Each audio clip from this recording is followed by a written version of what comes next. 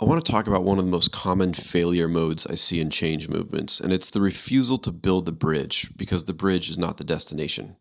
Futures researcher Bill Sharpe developed a model called Three Horizons, and it describes change not as a linear transition from old to new, but as a simultaneous presence of three different temporal registers, three realities that exist across three horizons.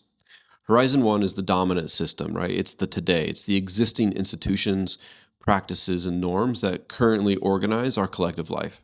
And it's not just wrong, right? It works for some people in some ways, but its fitness is degrading. Its costs are being externalized onto futures it can't afford to account for.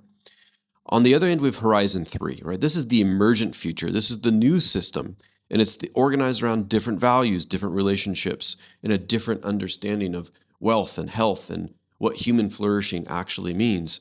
And Horizon 3 lives primarily in the imagination of the people who can feel deeply the inadequacy of today, Horizon 1. Now, Horizon 2 is the bridge. This horizon lives in the middle. This is where the innovations and experiments and hybrid forms that are neither fully old nor fully new live, right? They're shaped by both. And they often look from the outside like incomplete or compromised versions of the Horizon 3 ideal, that world that we want to build and live in. And here's where the failure mode lives: the demand that all new form factors immediately embody Horizon 3.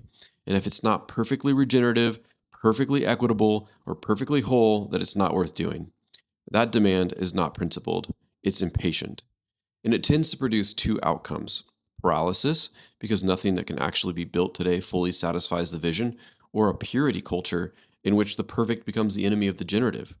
So Horizon 2 is not a concession, it's the mechanism by which Horizon 3, the world that we're trying to build, becomes attainable. Every bridge, every form that demonstrates a different way of organizing things and expands the space of what is imaginable for the next builder is worth doing.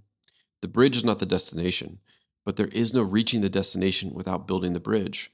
That's the work, and it's legitimate work. In fact, for most of us building right now, it's the only work available.